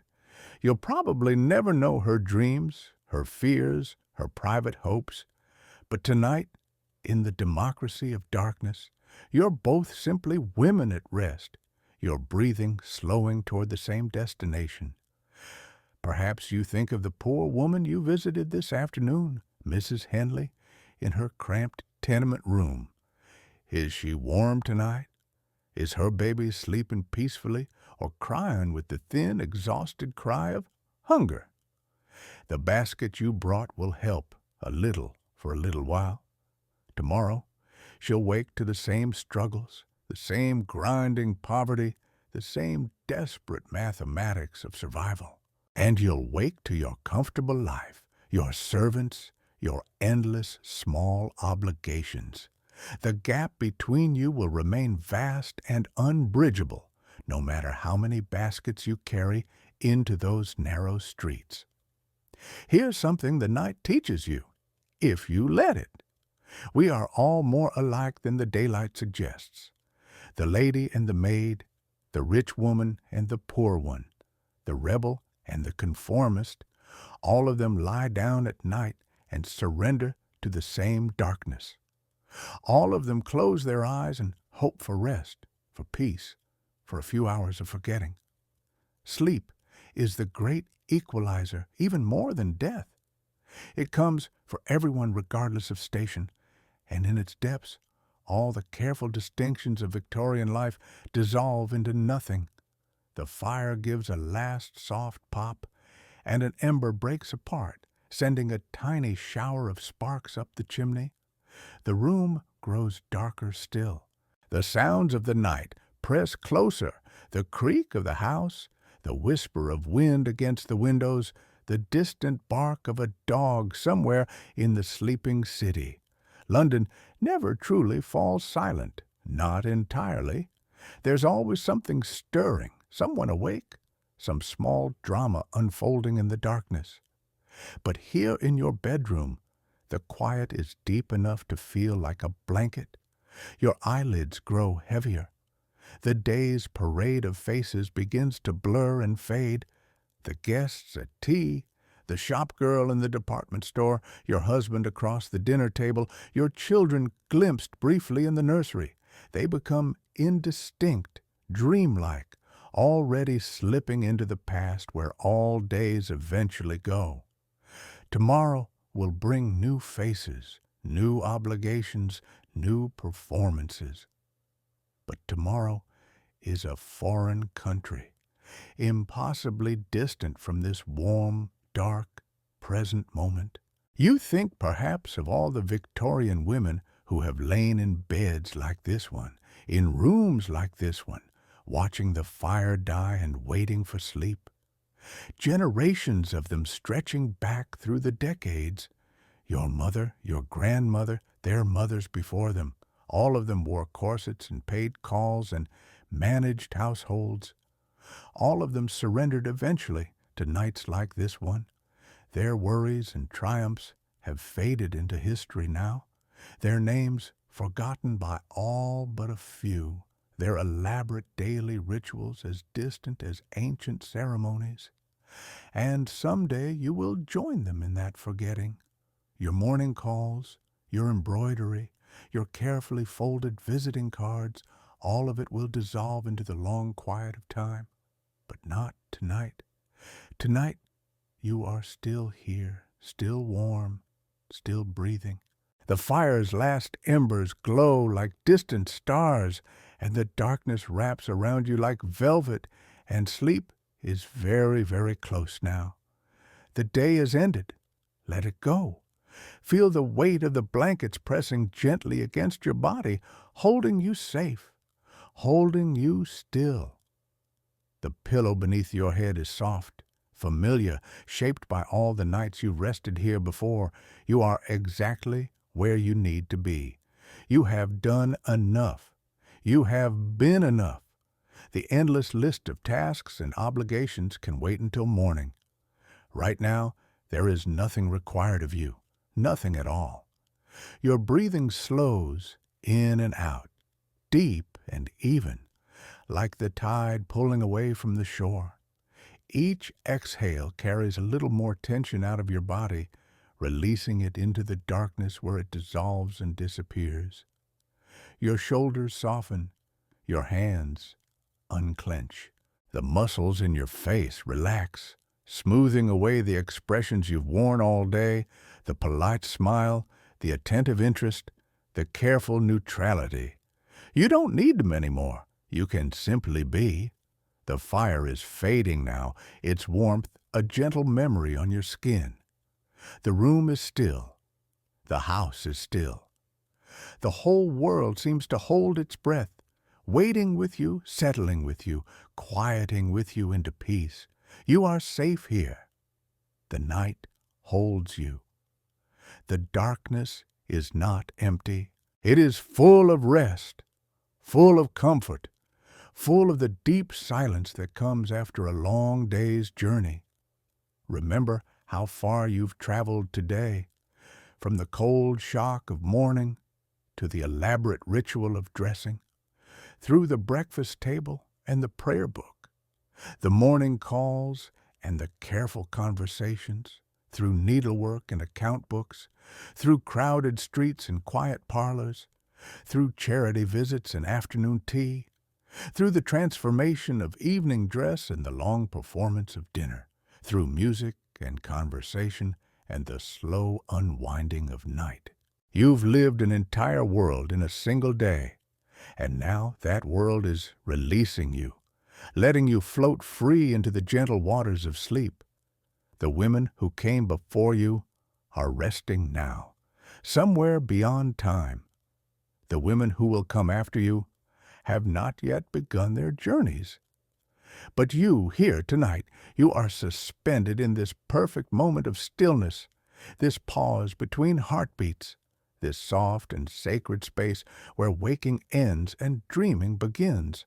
The embers glow their last. The darkness deepens, and you let go, finally, completely, surrendering to the warmth that has gathered around you like a blessing. Sleep comes now, gentle and deep. It carries you away from corsets and calling cards, from ledgers and lace, from all the beautiful, exhausting machinery of Victorian womanhood. It carries you into peace. The long day has ended. Rest now, as they once did, as all women have since the beginning of time. The clock somewhere in the house chimes a distant hour, but you don't count the strokes. Time has lost its meaning. There is only this moment, this breath, this gentle falling into darkness. Your last conscious thought is of the morning, of waking again to cold air and ritual, of beginning the whole performance once more. But that's tomorrow's concern. Tonight, you sleep, deep and dreamless sleep, the kind that heals, the kind that restores, the kind that makes tomorrow possible.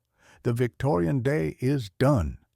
The woman in the bed, you in the bed, all the women who have lain in all the beds through all the quiet evenings of that long-ago era All of you are sleeping now.